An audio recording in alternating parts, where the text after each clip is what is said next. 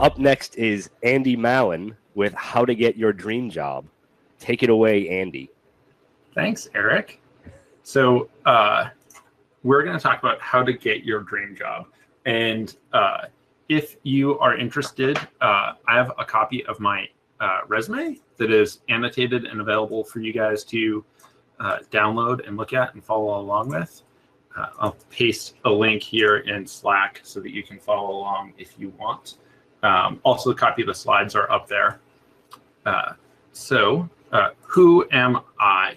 I'm Andy Mallon. I'm a product manager at Century One. I work with Aaron Bertrand, who spoke earlier today. I've been doing SQL Server stuff since 2003.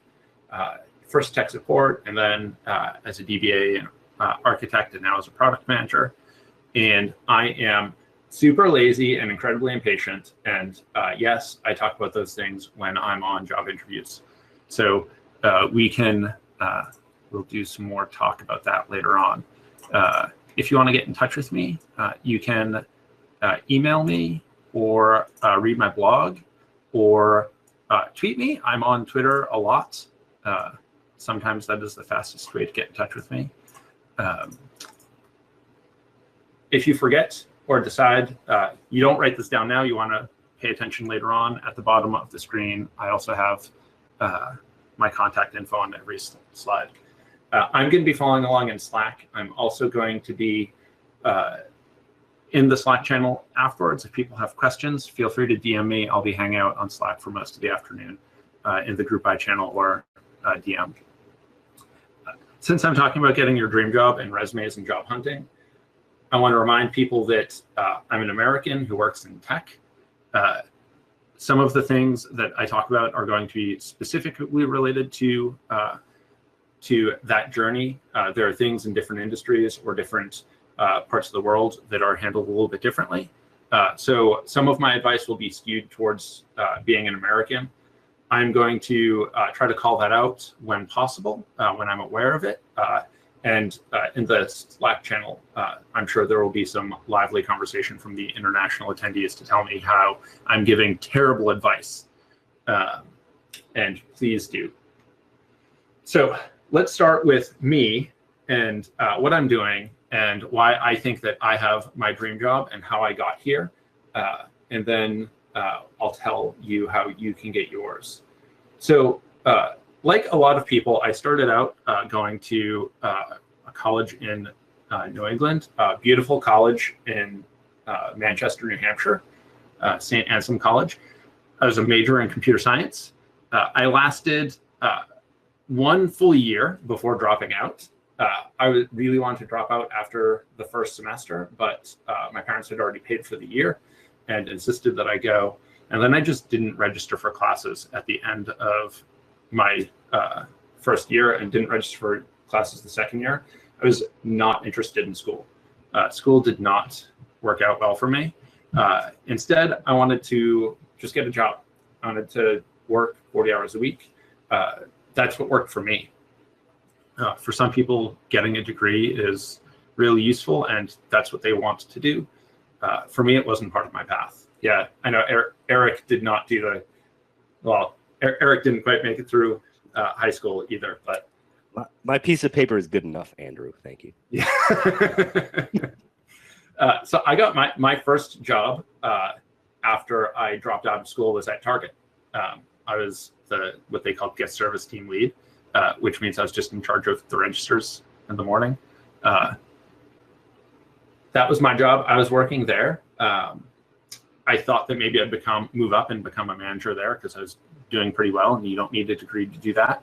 I'd also learned that in that 1 year of computer science that I hated software development and I was not going to be a programmer. So I kind of was trying to figure out what I wanted to do with my life because I was going to be a developer and I had thought that that's what I wanted to do. So I was working in retail. And then one day I got out of work and I kind of stumbled onto my first tech job because my brother's ex-girlfriend was temping at a software company. And while I was working my shift, she called me a couple times. And over the course of the messages, it progressed from she wanted to talk to me, she wanted to set me up for a job interview to I had a job interview, and I basically just had to show up, and I had the job. So my first tech job was at this company, Point and Click Solutions, where they hired me because I was a warm body. They were a startup. They really needed some cheap labor to help them with installations. They were really starting to sell the software, and they needed people to go on site to these colleges and universities to install their software. Keep in mind, I was college age because I just dropped out of school, and now I was working at all of these colleges, and frequently confused for a student rather than someone that was working there. But I was there for 5 years. I worked my butt off. I learned all of the things that, or I shouldn't say all of the things, many of the things I would have learned in college. I met SQL Server there. I started doing a lot of database work, tech support work. And I decided that while I didn't want to be a software developer, I realized that there were a whole bunch of other jobs in tech that I liked, and that I really liked SQL Server. And I would probably, I wanted to do something with SQL Server. I actually thought I would like to be a DBA someday, which most people don't say. Yeah, I know, Eric. I am the rare person who became a DBA on purpose. So after a few years, I worked a few different jobs. I actually worked with Oracle for a while. I came back around. I got my first DBA job where I was working at a company called Blackbot. They make fundraising software for nonprofits. Probably a few people out there have heard of them. And it was my first DBA gig. It was another scenario where I started the job not really knowing what I was doing. I certainly wasn't a senior DBA. I was in a little bit over my head. I learned tons there. Moved on, got some other jobs. I've worked other places. You'll see them on my resume if you take a look. But it was at one of those other jobs when I decided that I'd found SQL Saturday. I'd started to attend SQL Saturday, and I kind of thought that I wanted to get up on stage and teach some. So I made a conscious decision that one of the things I wanted to do for my career was to start speaking and to do more community work. So I had this kicking around in the back of my head, and we were doing a software release one morning, and my boss said to me that I should write a blog post about the thing that we had just talked about. So I went out and I bought a domain, impatientdba.com, and I started blogging. So that was May 2014. I wrote my first blog post. And I wrote 3 blog posts that year, all related to stuff that I'd done at work. Then I wrote a few more blog posts at the start of the next year. And in the first 12 months, I'd written a total of a whopping 6 blog posts. But I had this thought that if I started blogging, that was really important for me to move down the path and speak more. The next 12 months, I picked up the pace a little bit, and I wrote 33 blog posts. And then I also started piecing those blog posts together into sessions, and I started speaking at user groups and SQL Saturdays. After I started speaking at user groups and SQL Saturdays, I set my eyes on working for Century One, quite frankly. So I was blogging more. I started doing guest blogging at SQLperformance.com. I won Community Influencer of the Year award. I started my own user group here in Boston. I helped organize SQL Saturday Boston. I got my MVP award. And then earlier this year, I started working at Century One as a product manager. So that was, Alex said it a couple minutes ago in between that sometimes our goals change, our dream job changes. My dream job went from software developer to doing something with computers, to being a DBA, to having a specific company that I was kind of interested in working on. So that's my path. That's how I got here today. And one of the things that I know I talk about helping you write your resume so that you can get your dream job. But before you write your resume, you need to figure out what you want to do with your life. You need to set some career goals. The first thing that you need to think about is, what do you want to do? Eric, what do you want to do when you grow up? What do you want to be when you grow up? I'm going to put you on the spot. Bartender. That's actually a pretty good one. Yeah, I'm good on that. I had I had a time when I was thinking about, did I want to do software development? Before I went to college and chose computer science, I'd actually thought about going to school for culinary arts because I really like food. Interestingly enough, I decided that I liked cooking and eating far too much to do it for a career.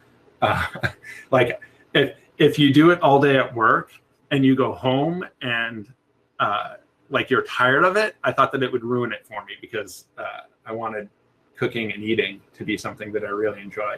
And I do still enjoy, which is why I decided that I wanted to work in software. But this might be thinking to yourself about, do you want to be a DBA someday? Are you working at a software company and you're not a DBA, but you want to be?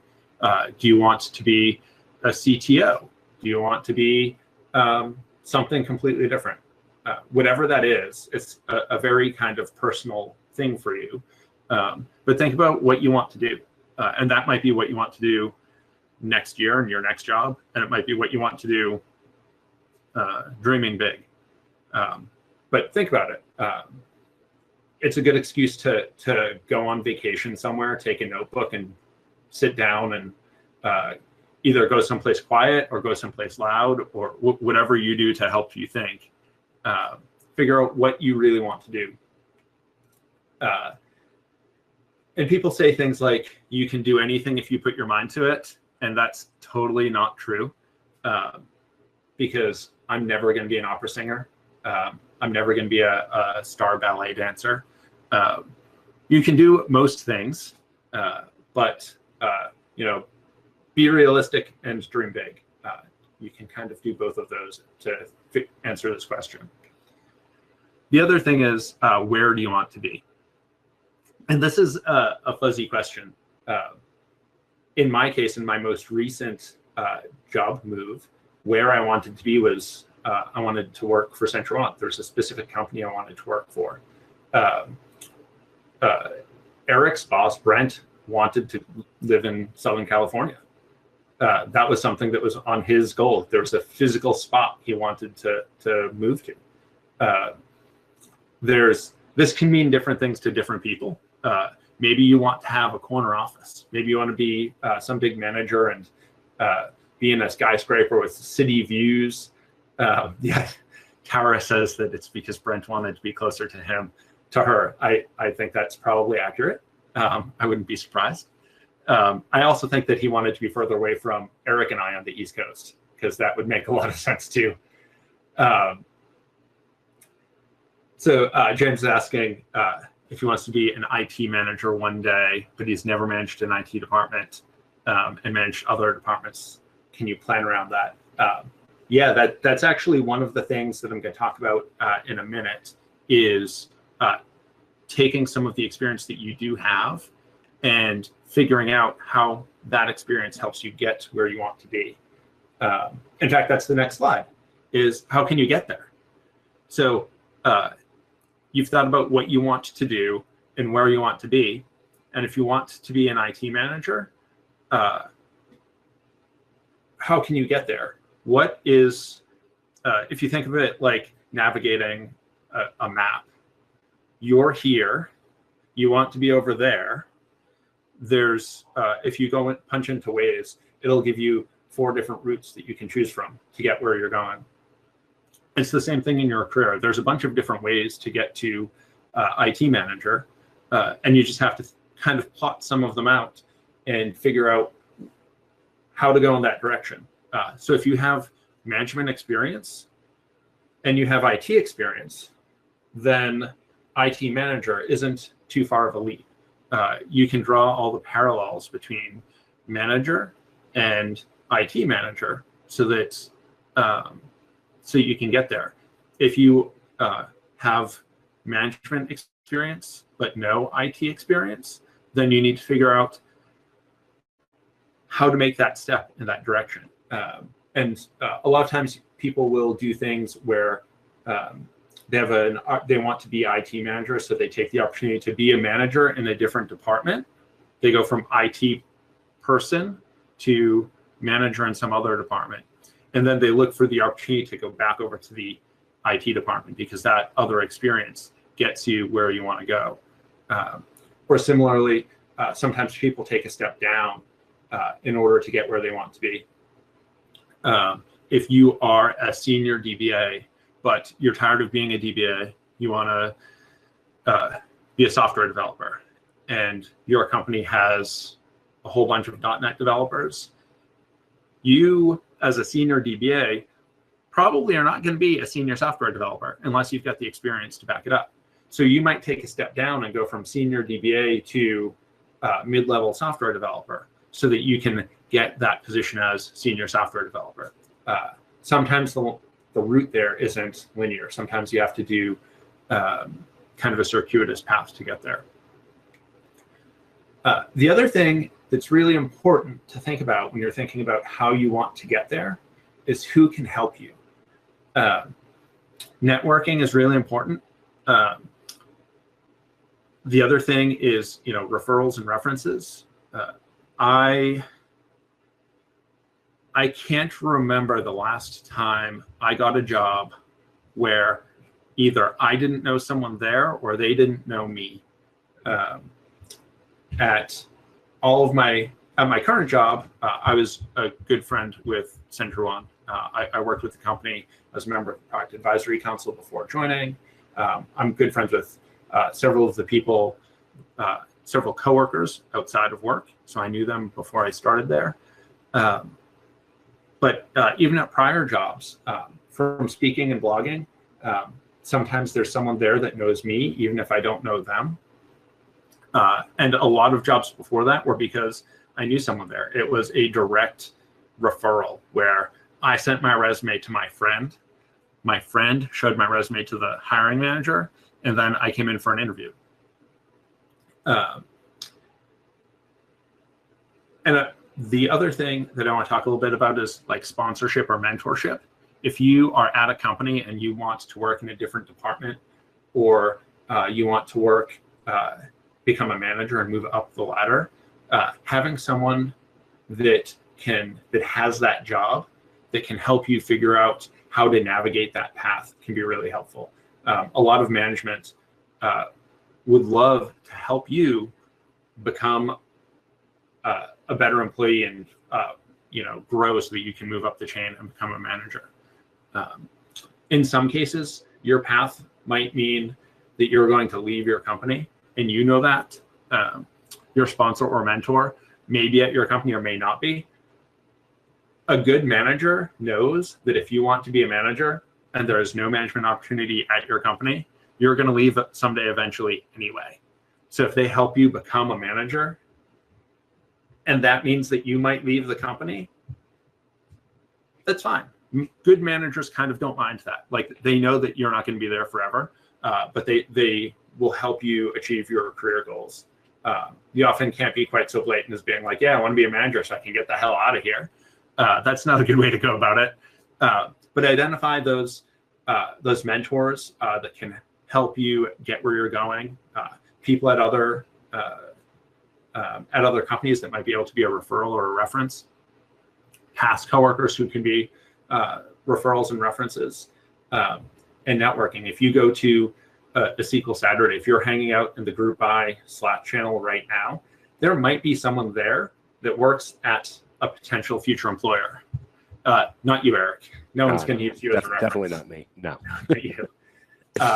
Before you go on, there's a question over in the GoToWebinar panel that sadly these always kind of fall through the cracks. But someone is working as a DBA, but they're afraid of public speaking because they're worried about their grammar. Any advice on how to improve in those areas? So my grammar is not always the greatest. Sure ain't. Yeah, it sure ain't. That's fine. You want to be decent, but you're not going to be the best. I'm going to make the comparison to that first DBA job that I got. My first DBA job, I'd never been a DBA before. I was in a small team administering a lot of databases. I was learning as I went. My teammates were very understanding that I was learning as I went. Being better at public speaking, when you start to do it, people will know that you've not done it before, and people will help you along the way. People are understanding if your grammar isn't the best. You'll work on it. You'll become comfortable with it. You'll either become more comfortable with your skill because your grammar is not as bad as you think it is, or you'll polish yourself up. You'll figure out the spots where you can learn, and you'll improve. Just like anything you do in work, when you go from one thing to the next, you're not going to know what you're doing. I'm a product manager now. I've been a product manager for a couple of months.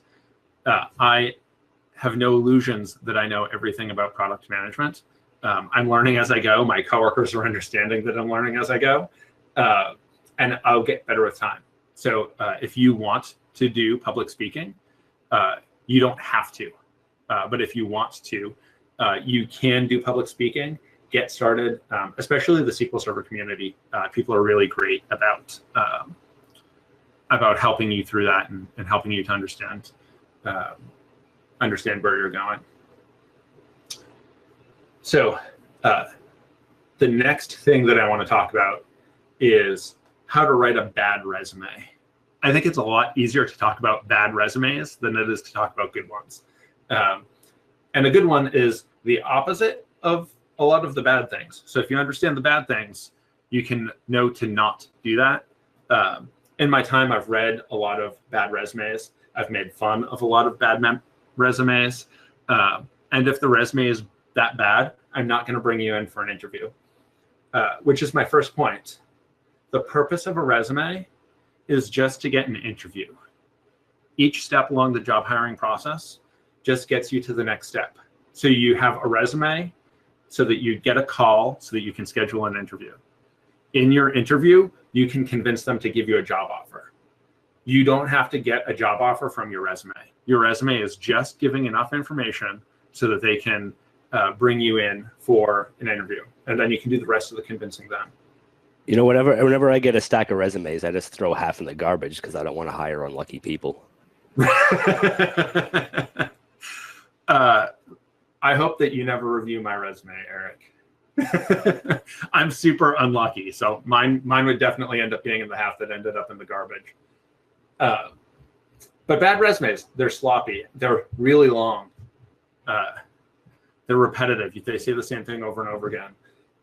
They're inconsistent. There's the spot where they added something in to update their resume, and they copied and pasted from LinkedIn, and it's a different font. Or they're unprofessional. I've seen a lot of kind of resumes where you look at it and you say, are you trying to get a job as a DBA, or is this like you're applying to work retail? Well, thank you for describing the Blitz scripts in one slide.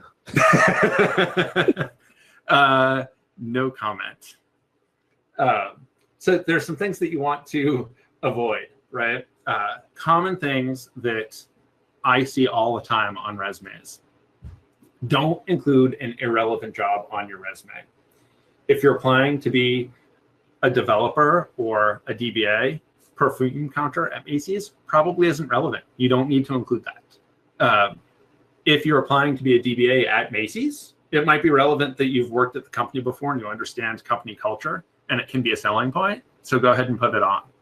Or if you're doing something in the perfume industry, you can show experience that might be relevant to getting that job, by all means. But in general, it wouldn't be relevant to a DBA hire. Don't repeat the same thing.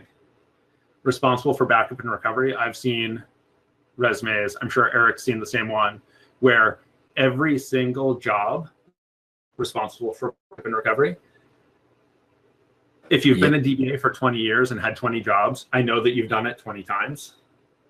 Like, you don't have to tell me that, especially if you're a senior DBA.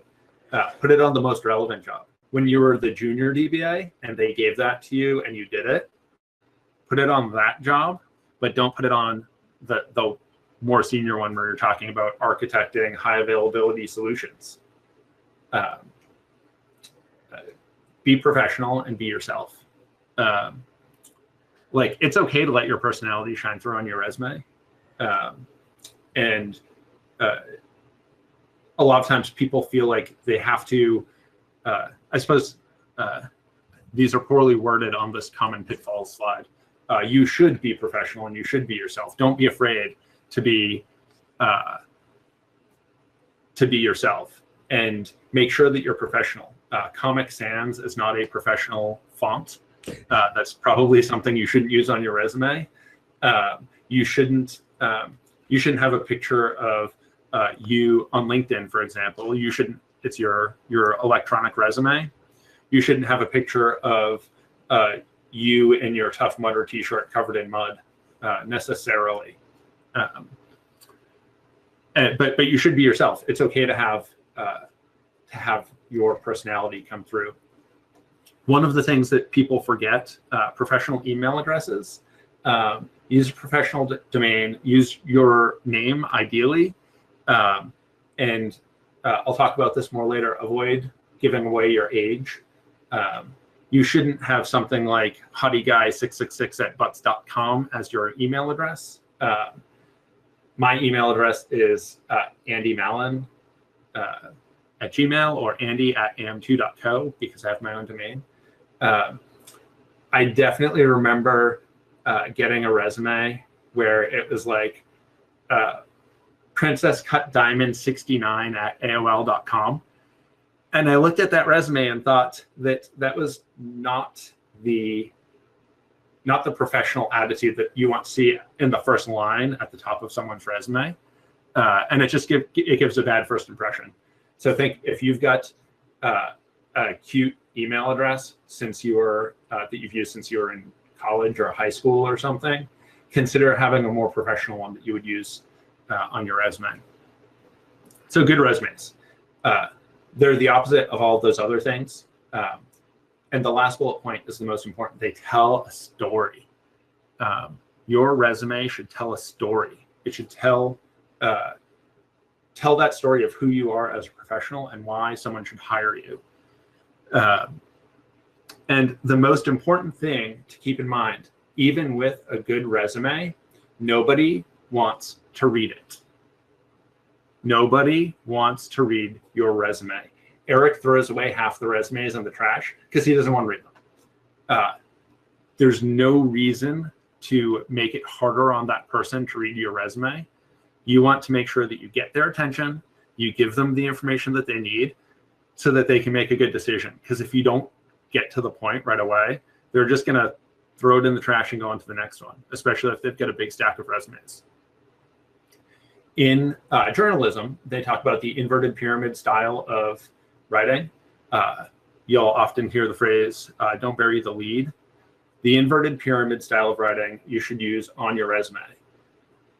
You start with the most newsworthy things first, the most resume-worthy things first, who you are, what you do, when you've been doing it, those things, the W questions. Then go into other important details, and then talk about your complete relevant work history, all the other stuff you've done at the end. If you follow the inverted pyramid style of writing, all the important stuff ends up on the first half page of your resume.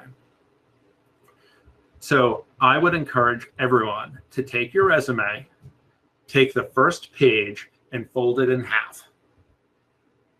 If you would be upset that you applied to a job, they read that first half page of your resume, and then they threw it out and kept going, would you feel good that they made the right decision? Did you give them enough information in the first half page of your resume for them to decide you're probably not a good fit? If the answer is no, you would not be happy because you wanted to tell them something else, you need to work on that first half page of your resume. It is the most important thing. The other phrase that they use in news is above the fold.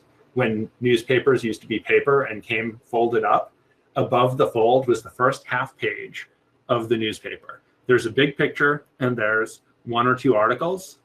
That's what you're doing on your resume.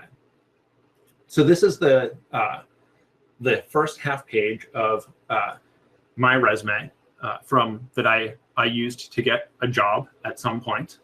It's a little bit dated now, but this is it. I start out with my name, my contact info. When I got my MVP award, I added that to the top of the first half page because I thought that that was important. Professional skills, technical skills, and because it's important to me, because I had the goal of contributing to the community, my technical community contributions are up there.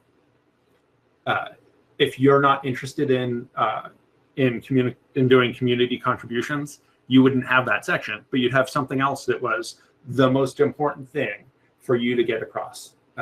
Maybe it's, if you're a developer, maybe you have open source contributions. Maybe you've got projects, special projects you've worked on, that would go there. It's pretty easy to read. I'm going to say that on my, because I was trying to cram stuff into the first half page, I cut some corners on how easy to read that database technology and technical skills section is. I would rather have that be spaced out a little bit more bulleted, but I made the decision to squeeze that in and be a little bit less easy to read in order to fit stuff on that first half page.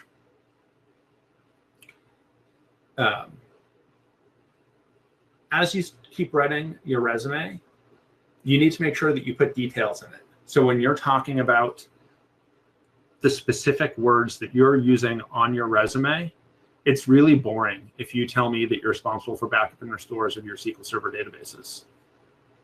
Yep, snooze fest. I know. If you are a DBA already, I expect that you can do that. But it would be exciting if you worked on a special project related to backups and restores. So if you said something like standardized backups across all 100 servers and implemented an automated process to regularly test restores, that would be super exciting. That's something that not everyone has done. You should put that on it. It doesn't take that much more space. Maybe this would take 2 lines of text versus the other one that fits on a single line going across the page. But this will catch someone's attention. If this is a special project you worked on that's going to go on that first half page, put the exciting version there. Or another example that I see, performance tune queries. That is an exact bullet point from resumes. I would guess in Slack right now, raise your hand, raise your virtual hand if that's on your resume, because that's boring. And I'm not saying that to shame you. I'm saying, like, I know that there are 800 people in the GroupBy channel. I would bet that of those 800 people, if all 800 were DBAs and T-SQL developers, I would bet that 700 of them have this bullet point on their resume. And it's not, because it's a common thing, it's not special. It doesn't make you stand out. It would be really awesome if you could put something on your resume that said how, what you did that either had a big dramatic effect or something about what makes you special. Why is that something that you do that is special? If you worked on a project where you did a lot of performance tuning and made reduced CPU utilization by 20% over 6 months, focusing on performance and code review, as well as proactive monitoring and tuning, proactive performance monitoring and tuning, that would be something really special. That should go on your resume. Those are the kinds of things you need to think about, how you say it, how you word it, in order to make your resume special. So the second half of the first page of my resume, I have notable projects and accomplishments. And like I said, this might be on the first half of the first half page of your resume. It used to be on the first half page of mine. I take specific bullet points from other jobs further down my resume, the bullet points that were most exciting, and I put them here. I pulled out 3 that were I felt reflected me really well, and I put them right up top in my resume. Now, the other thing is these notable projects and accomplishments. They are probably something that you put on your self-review at the end of the year at work while you had those jobs. When you're doing your self-review, it's a great time to make note of those special things that you did at work so that you can put those on your resume. Because if you're trying to convince your boss to give you a big raise at the end of the year, or to convince your boss that you achieved your goals and you deserve to get your bonus, it's the same thing as trying to convince someone to hire you. You want to do the same, convey the same message and convince them that you are awesome at your job and that you can kick ass and you can do stuff. So those things that reflect that the best move up to this notable project section. And then only now 3/4 of the way through your first page, I have my first job, or my most recent job, not my first job. I have my most recent job. That job fits entirely at the bottom of this page and does not go on to the next page. I list things for what I'm doing right now. And I'm going to assume that nobody is going to read any further than that. They're going to read this one page, and if they're not already convinced that I might be a good fit, they're not going to keep reading. There's nothing on page 2 that's going to convince them that I need to tell them in order to convince them that I might be a good fit. If you've read my job, read my resume, and you saw all my community stuff, these 3 special projects I called out, and my job as a database architect at BCG, if that doesn't convince you that I'm a good fit for the job that you're hiring for, then cool. Like, I'm happy with that. I'm probably not a good fit. Either culturally, because I want to do this, have all the speaking time, or technically the stuff that I've accomplished. If I haven't convinced you, then that's fine. Move on. Nothing on the second page of my resume is that important that I'll convince you after that. Everyone is either swiped left or swiped right by the time they get that past that first couple paragraphs anyway. Exactly. They're going to swipe right, and they're going to be interested, and they'll read the second page to find out more about me, but they're already interested, hopefully, in scheduling an interview by now. They're not going to read something on the second page and be like, oh, you know what? We should bring this guy in because I took that stuff from page 2 and put it in that notable projects and accomplishments section. The next point is really important, and you probably aren't going to think about this. A lot of people don't think about this. Sometimes there are really important facts about yourself that you should hide, that there's no reason to put on your resume, and you may want to actively not put it on there. If you're a woman, a minority, particularly young or particularly old, anything where legally you're a protected class, as they say, you should not put that on your resume. There's no reason to put that on there. Someone might have an implicit bias against you. There's a lot of studies that show that the same resume with a woman's name is less likely to get a call back, or that people make decisions based off of race. If you've ever seen, I saw it on the news recently, Avenue Q is closing, and I am terribly sad. It is a great, irreverent Broadway musical. There's a song in it called Everyone's a Little Bit Racist. And I think it's true because we all make judgments based off of things that we don't know, things that we don't think of. Yes, everyone's a little bit racist sometimes is the lyric. It is completely work inappropriate. If you listen to it, make sure you're wearing headphones. But people make decisions based off of race, based off of your gender. They're going to question a woman with a degree from MIT, but not question a man, not intentionally. It's what society teaches you. So I describe implicit bias. The short version is if you're not a straight white dude, someone might hold that against you and not even realize it. So there are things that you might put on your resume that would give that away, and people will not even realize that they're making those judgments against you, and they're not going to bring you in for an interview just because of something that was on your resume. So stereotypical names around gender or ethnicity that for where you live might throw you off. So the two examples I have here are Jay Jones instead of Jamal Jones, or Katie Lang instead of Catherine Dawn Lang.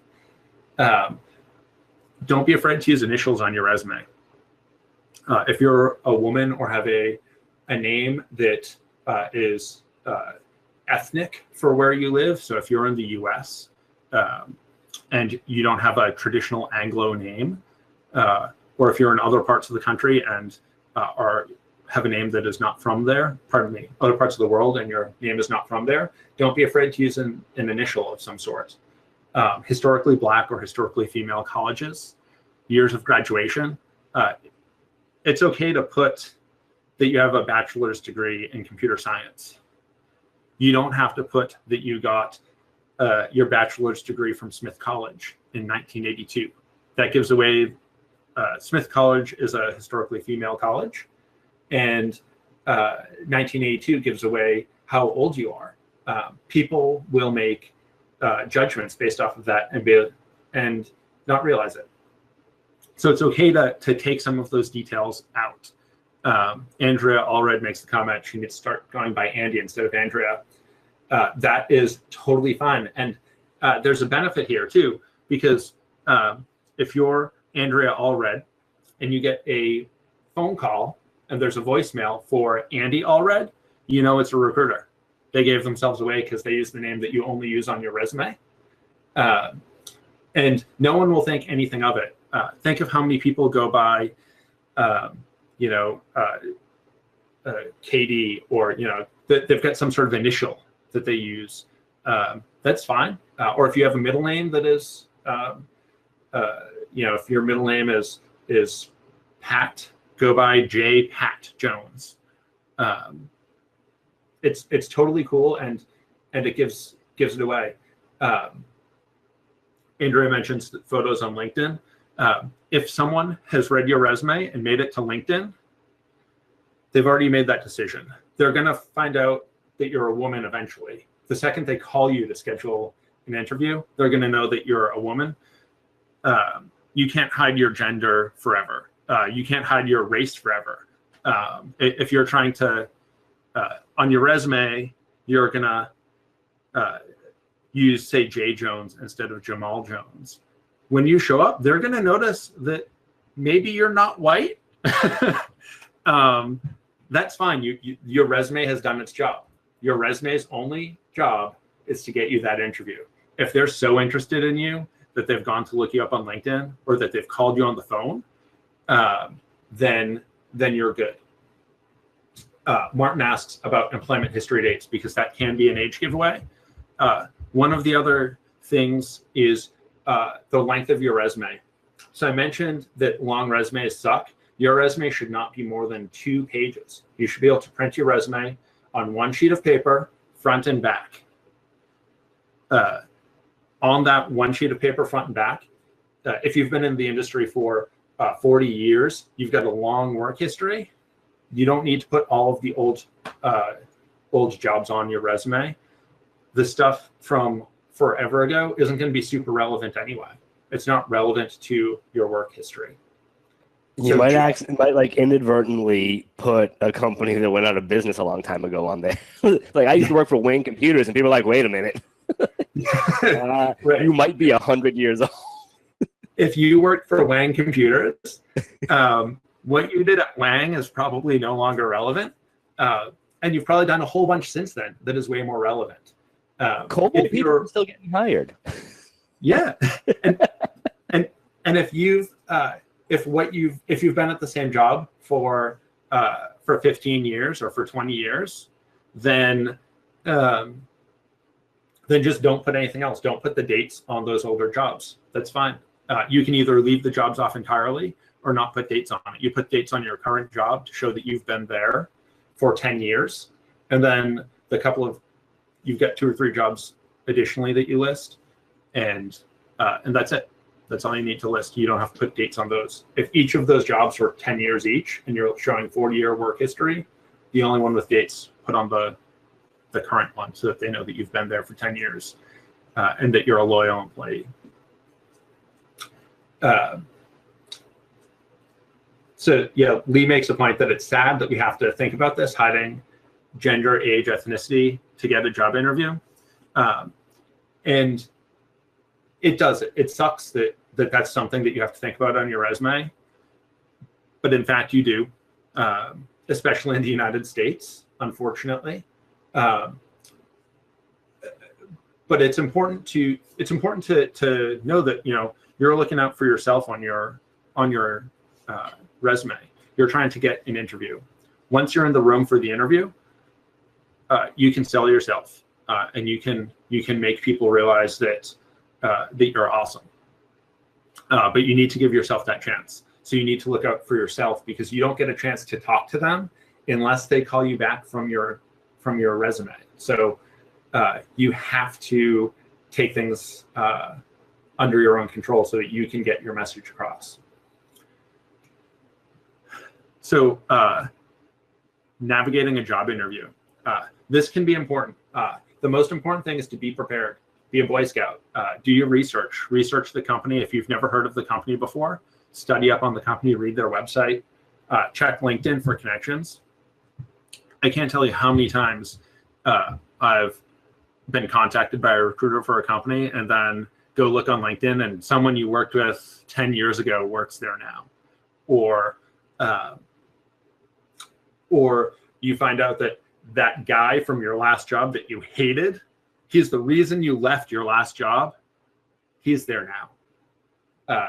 Or the person that you loved from your last job, they're there now. And you can contact them or not to find out more about what it's like working for the company, even if it's in a completely different department and it's not someone that is on the team that you'd be working for. You can still contact them, find out how they like the company. You can find out stuff about,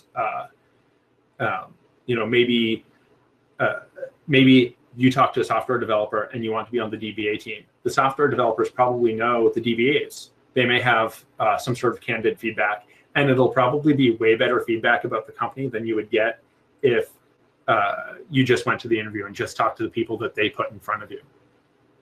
And research the position. If it's a job that you've not done before, when I applied for my product manager job at Century One, I researched the hell out of what does a product manager do. That is the kind of thing that you want to, maybe it's the industry that the company is in. Maybe it's a new job for you.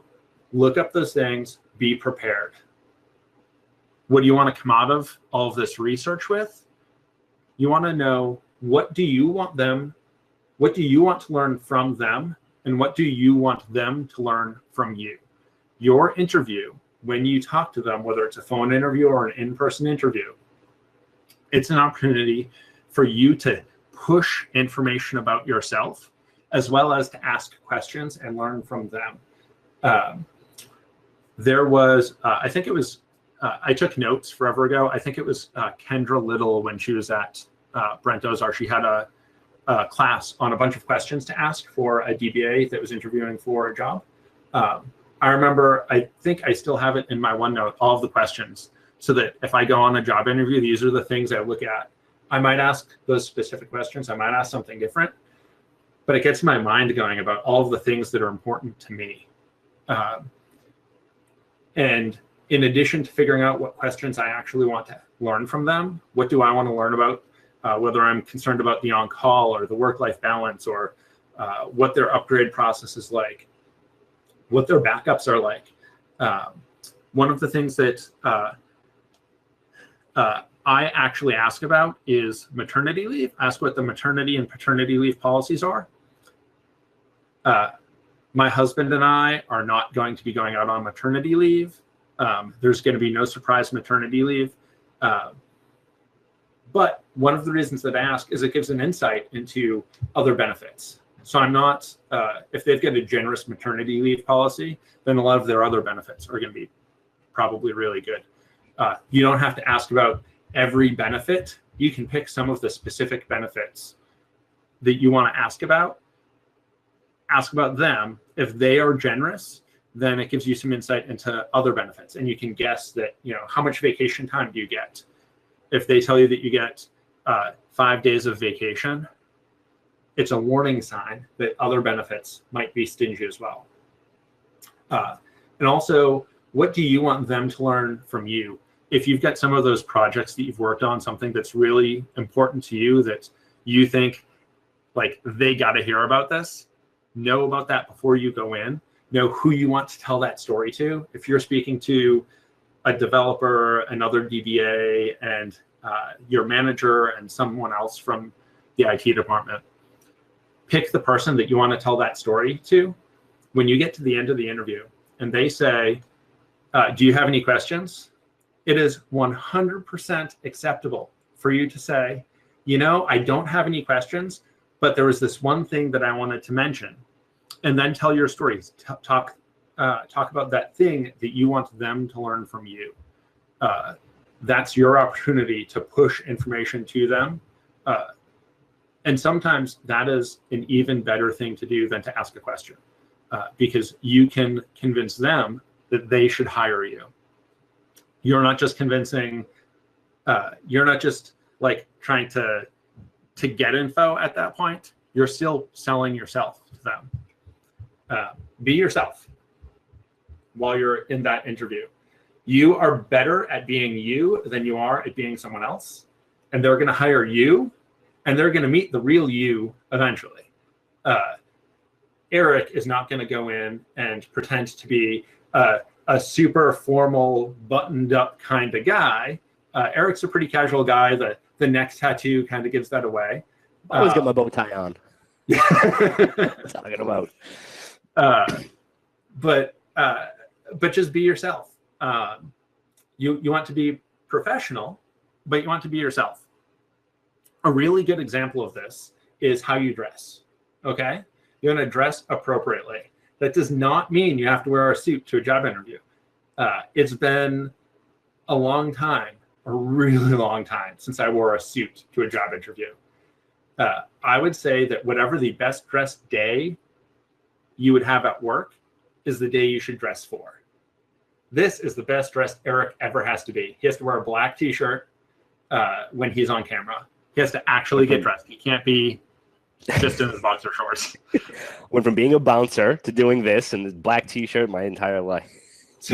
never missed a beat. Fun side story. Eric used to bounce at a bar that I used to go to, so I am 90% sure that Eric checked my ID someday when I was 20. Probably threw him out. I never got thrown out of that bar, so you let me through with my fake ID when I was 20. Anyway, dress for the best dress day. At my current job at Century One, I have to sometimes do client visits. I should dress for one of those client visits, probably. To be honest, I'm pretty sure that I wore a polo shirt and shorts and boat shoes to my interview at Century One, but that's because I knew them. They've seen me when I have to be put together and dressed up. If I didn't know anyone there, I probably would have worn a button-down shirt, maybe a blazer and jeans. I'm comfortable dressed like that. It brings my personality through. I'd probably wear super cute shoes that I really liked. Let your personality come through in what you wear. If you like to wear bow ties and get super dressed up, wear bow ties and get dressed up. If you are a t-shirt and jeans kind of person, if t-shirt and jeans is appropriate for that job interview, then that's fine. For most people at most companies, the appropriate thing to wear if you're unsure is probably, like, for man, button-down shirt and maybe a blazer or jeans, maybe. It's really hard to tell. You should err on the side of being maybe a little more dressed up, but definitely don't get caught up in you have to wear a suit, because here's the thing: if you've got an old suit that's in the closet that you pull out for weddings and funerals, it might not fit you. You might not be comfortable wearing that. Don't wear it. That discomfort is going to come across in your interview, and you're not going to be you. You're not going to be yourself. And it makes it a lot harder to get that job if you can't be yourself. If you're worried about, like, that tie being cutting off the circulation and you can't breathe, don't do it. Similarly, don't be afraid to wear a super colorful shirt. That's your personality.